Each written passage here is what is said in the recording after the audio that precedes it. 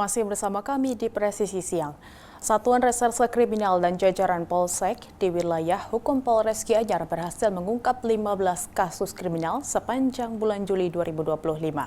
Kasus-kasus tersebut didominasi oleh tindak pidana pencurian kendaraan bermotor dengan berbagai modus, serta tindak kejahatan curat, pencurian dengan pemberatan, pencurian biasa, penggelapan, dan penganiayaan.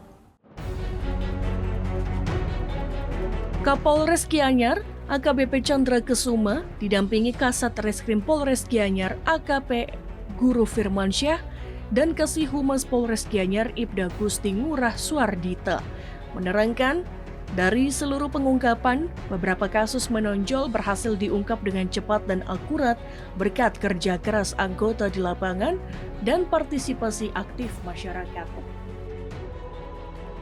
Menurut Kapolres, sebanyak 17 tersangka diamankan yang didominasi curanmor dengan 7 kasus, 4 kasus curat, 1 pencurian biasa, 1 penggelapan, dan 1 kasus penganiayaan. Kasus curanmor, modus kunci nyantol dan kunci palsu. Pelaku Rahmat berhasil membawa kabur mobil Mitsubishi Maven dari Jalan Raya Singapadu, Sukawata. Kerugian ditaksir 45 juta rupiah. 2 pelaku asal Malang mencuri sepeda motor Honda Scoopy dari desa Bedulu, Belah Batu dengan kunci yang masih menggantung. Mereka juga membawa kabur motor lain dan barang pribadi. Kemudian pelaku Abdul Rosid menggunakan kunci palsu untuk mencuri Honda Beat tahun 2024 di kawasan Teges, Kanginan, Ubud. Korban alami kerugian 25 juta rupiah. Modus lainnya lanjut Kapolres dengan cara mendorong motor. 2 kasus menonjol terjadi di Bedulu dan lingkungan Pas Dalem dengan pelaku asal Sumba Barat yang diketahui mendorong motor korban saat terparkir. Total kerugian dari kedua kasus mencapai 22 juta rupiah. Untuk pencurian dengan pemberatan, motifnya pelaku membobol villa rumah Dajana di Ubud. Pelaku merusak pintu belakang dan mencuri perhiasan emas, HP, dan earphone dengan total kerugian sekitar 19,6 juta milik wisatawan asing asal Rusia. Di Bitera Gianyar, kata Kapolres, pelaku membobol kosan 2 korban perempuan berinisial DA. Dari Humas Polres Gianyar melaporkan untuk Polri TV. Dan pemirsa, Polsek Ciputat Timur, Polres Tangerang Selatan berhasil mengungkap kasus tindak pidana pencurian kendaraan bermotor yang terjadi di depan toko kosmetik di wilayah Kelurahan Ciputat, Kota Tangerang Selatan, yang terjadi pada Jumat siang 18 Juli 2025. Kapolsek Ciputat Timur Kompol Bambang Askar Sodik menyampaikan bahwa peristiwa pencurian tersebut terjadi sekitar pukul 13:45 waktu Indonesia Barat.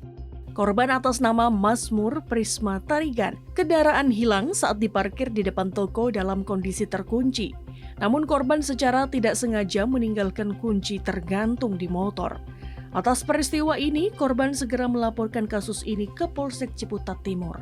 Setelah menerima laporan, Unit Reskrim Polsek Ciputat Timur yang dipimpin oleh Ibtu Edi Purwanto bersama anggota Opsnal segera melakukan penyelidikan. Berdasarkan keterangan para saksi dan hasil penelusuran di lapangan, petugas akhirnya berhasil mengamankan seorang terduga pelaku berinisial AS alias Jalak bin CC. Menurut Kapolsek, saat diinterogasi, pelaku mengakui perbuatannya. Pelaku dan barang bukti kini telah diamankan di Polsek Ciputat Timur untuk proses hukum lebih lanjut. Kapolsek Ciputat Timur menegaskan bahwa pihaknya akan terus berkomitmen dalam menindak segala bentuk tindak pidana di wilayah hukumnya demi menjaga keamanan dan ketertiban masyarakat. Dari Humas Polres Tangerang Selatan melaporkan untuk Polri TV. Sementara itu, seorang pengendara motor dengan bangganya berhasil menerobos jalur cepat Jalan Jenderal Sudirman, Jakarta Pusat. Direktorat Lalu Lintas Polda Metro Jaya memastikan menindak tegas pelaku karena membuat konten saat berkendara jelas melanggar undang-undang lalu lintas yang membahayakan keselamatan diri sendiri dan pengendara lain.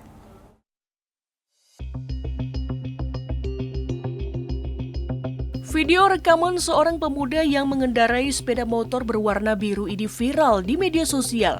Pemotor yang belum diketahui identitasnya membuat konten berkendara saat menerobos jalur cepat di Jalan Jenderal Sudirman, Jakarta. Narasi dalam video tersebut pun cukup nyeleneh, di mana si pemuda dengan bangganya melintas lancar di jalur yang seharusnya tidak dilalui kendaraan roda 2. Direktur Lalu Lintas Polda Metro Jaya, Kombes Polisi Komarudin menegaskan akan menindak tegas pengendara yang tidak mematuhi aturan berlalu lintas. Menurutnya, membuat konten saat berkendara jelas telah melanggar Undang-Undang Lalu Lintas dan juga Undang-Undang Pidana terutama pasal 310 dan 311 KUHP. Dalam pasal tersebut disebutkan, barang siapa dengan sengaja membuat ataupun mengendarai kendaraan dengan kondisi yang bisa berdampak pada keselamatan pengguna jalan lain akan diancam pidana. Membuat konten kreator ataupun membuat konten dalam berkendara.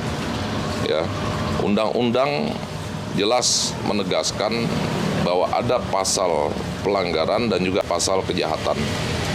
310 atau 311 juga termasuk kategori dalam pasal kejahatan. Barang siapa yang dengan sengaja ya, membuat ataupun mengendarai kendaraan dengan kondisi yang bisa berdampak terhadap keselamatan pengguna jalan lain, ya membuat konten sambil nyetir, apalagi sambil membawa kendaraan dan ini berpotensi mengganggu keselamatan orang lain, ini ancamannya cukup berat.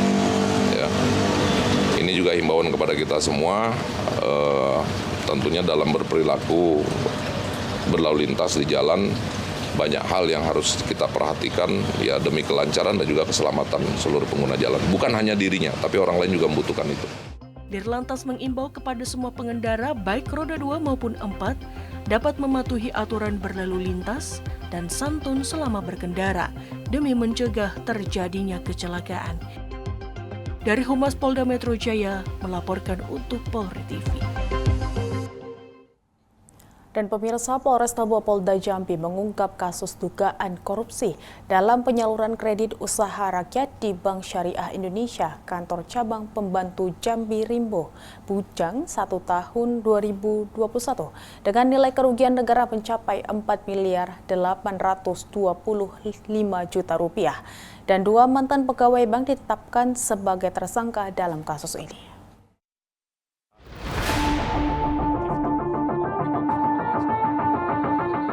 Polres Tebo Polda Jambi mengungkap kasus dugaan korupsi dalam penyaluran kredit usaha rakyat di Bank Syariah Indonesia, kantor cabang pembantu Jambi, Rimbo Bujang 1 tahun 2021 dengan nilai kerugian negara mencapai 4.825 juta rupiah. 2 mantan pegawai bank ditetapkan sebagai tersangka dalam kasus ini. Kedua tersangka adalah EW yang menjabat sebagai manajer KCP Rimbo Bujang 1 saat itu dan MT selaku staf pemasaran mikro. Keduanya diduga terlibat dalam proses penyaluran KUR fiktif kepada 26 nasabah. Kapolres Tebo AKBP Trianto menjelaskan bahwa pengungkapan kasus ini bermula dari laporan pengaduan yang disampaikan pihak BSI Pusat melalui Kepala Cabang BSI Rimbo Bujang tahun 2023 setelah ditemukan dugaan penyimpangan melalui audit investigasi internal. Kita akan melaksanakan konferensi pers terkait dengan dugaan tindak pidana korupsi pembiayaan kredit usaha rakyat atau KUR pada Bank Syariah Indonesia, kantor cabang pembantu Jambi Rimbo Bujang periode tahun 2021. Awal perkara ini diawali dengan adanya laporan pengaduan dari Kepala Cabang BSI, Cabang Rimbo Bujang tahun 2023, kepalanya tahun 2023, yang melaporkan adanya dugaan kredit macet pelaksanaan KUR tahun 2021, tepatnya dari bulan Mei hingga Desember 2021. Dari hasil penyidikan dilakukan penghitungan kerugian keuangan negara oleh BPKP Jambi dengan kerugian negara adalah 4 miliar 825 juta rupiah. Adapun modus operandi para pelaku yaitu dengan pertama merekayasa dan memanipulasi tujuan pembiayaan, data pekerjaan nasabah, penghasilan nasabah agar seolah-olah memenuhi scoring atau penilaian kemampuan nasabah.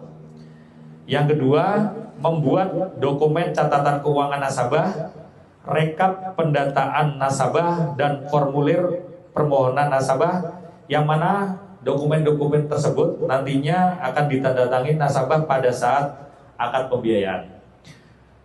Yang ketiga, tidak melakukan on the spot, jadi tidak melakukan pengecekan terhadap nasabah-nasabah yang diajukan. Karena dari awal proses pencairan tersebut tidak sesuai dengan aturan-aturan yang berlaku, maka dari BPKB menyatakan itu sebagai total loss. Penetapan tersangka dilakukan setelah penyidik memperoleh minimal 2 alat bukti yang cukup. Kedua tersangka dijerat dengan pasal 2 ayat 1 dan pasal 3 Undang-Undang Nomor 20 Tahun 2001 tentang pemberantasan tindak pidana korupsi, junto pasal 55 ayat 1 ke 1 KUHP dapat diancam dengan pidana penjara minimal 4 tahun dan maksimal 20 tahun penjara serta denda maksimal 1 miliar rupiah. Dari Humas Polres Tebo, Polda Jambi melaporkan untuk Polri TV. Presisi Siang akan segera kembali, tetaplah bersama kami.